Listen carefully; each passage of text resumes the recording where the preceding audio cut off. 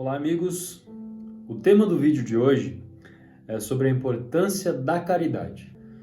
Nós reconhecemos Deus devido a algumas experiências de grande dor.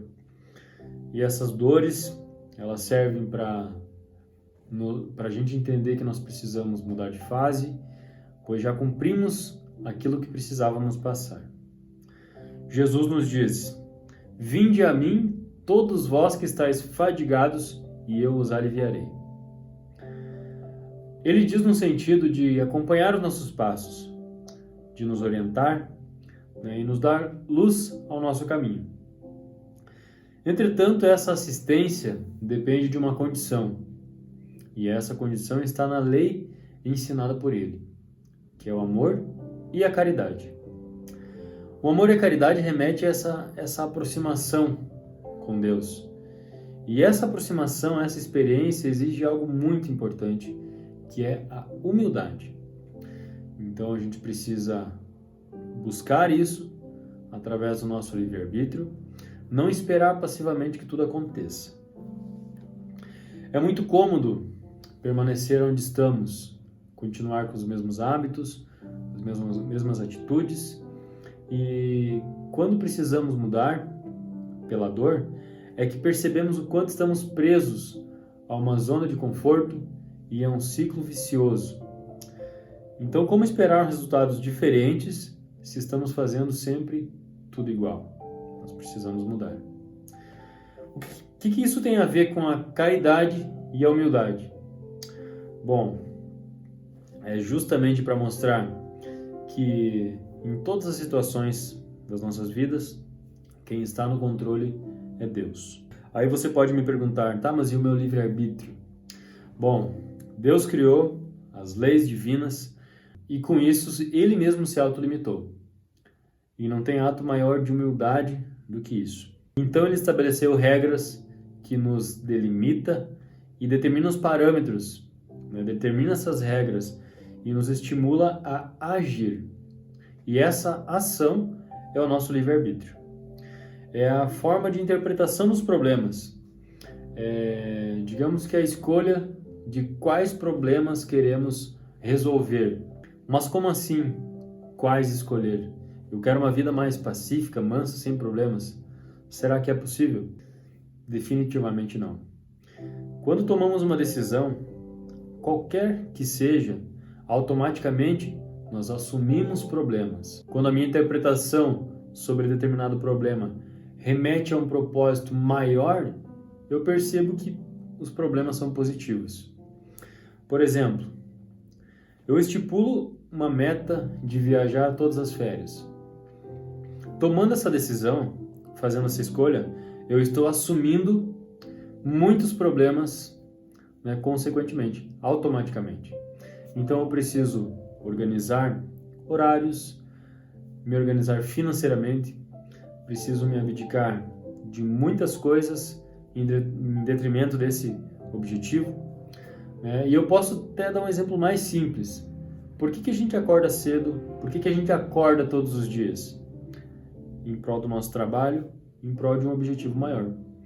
Então, o trabalho que nos vai dar o sustento, que nos dá a dignidade. Para isso, nós precisamos fazer certos esforços. Se eu quero me alimentar hoje, se eu quero ter um prato de comida no meu almoço, eu preciso me abdicar de um tempo ou de um determinado esforço para conseguir colocar aquele prato na minha mesa. Então, a todo momento nós estamos assumindo os problemas, independente do seu nível de importância. Ajudar alguém, praticar a caridade também é uma decisão e, portanto, se é uma decisão, logo eu tenho os problemas como consequência também. Kardec trata desse tema em várias obras, inclusive no Livro dos Espíritos, com uma caracterização de caridade um pouco diferente do que nos traz nos dicionários. Por exemplo, nos dicionários nos define como uma ajuda aos necessitados, uma ação do bem àqueles que precisam de ajuda, mas é um conceito bem restrito. No Espiritismo, esse conceito é muito mais amplo. Quem ajuda, quem faz o bem, está praticando uma boa ação, sim, mas a caridade não se esgota por aí. Imaginamos o pior cenário possível, que seja um determinado indivíduo fazendo mal. Isso nós temos que evitar com certeza. Por alguns motivos. Primeiro, que a gente vai estar prejudicando o outro.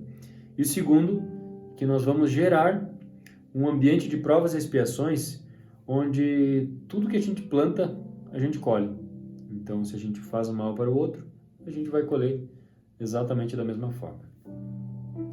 Na visão espírita, fazer o bem é legal, é interessante, mas não basta. É necessário fazer o bem de uma determinada maneira, de uma forma que os espíritos definem como desinteressada. Ou seja, a caridade é fazer o bem desinteressadamente. E é só a partir de então que isso passa a se tornar uma virtude. Vamos dar um exemplo. Um político na sua cidade que distribui cestas básicas em épocas de eleição. Ele está fazendo bem? Com certeza está. Está ajudando a quem precisa, que supostamente precisa de um alimento.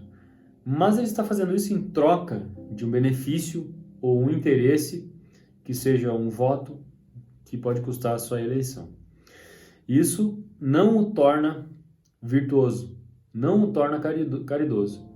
Então ele é beneficente pois está fazendo bem, mas não virtuoso e não caridoso.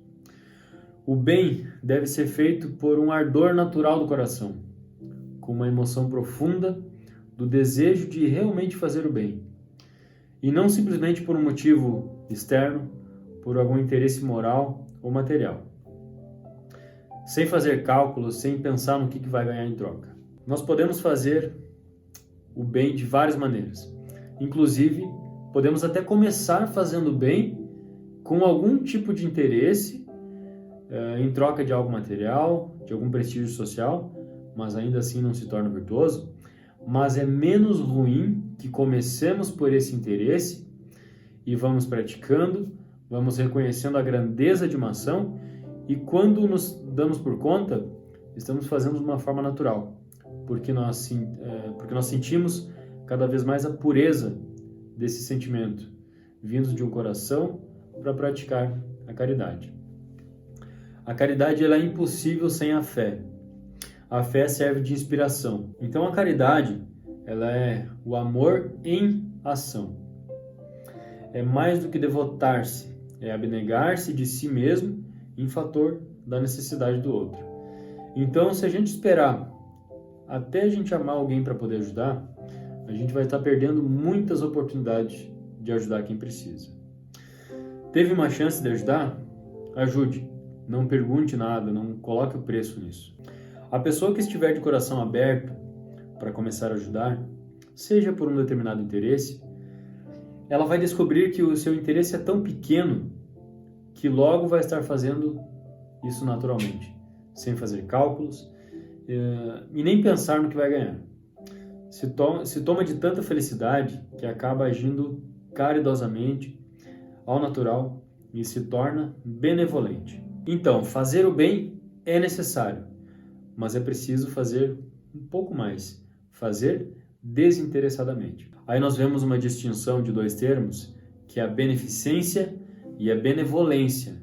A beneficência é o ato em si, de fazer o bem, fazer uma determinada ação. E isso pode ser feito sem aquele desejo profundo, vindo do seu coração. Já a benevolência é o desejo do bem. É um dos princípios básicos para a gente poder chegar na caridade. Quem deseja o bem, de alguma forma ou outra, vai conseguir fazer o bem. Vai achar um meio para fazer esse bem. Então, a gente pode questionar sempre: eu fiz o bem? Será que eu fiz de uma forma benevolente? Qual seria a diferença de virtude e caridade? A caridade é um tipo de virtude.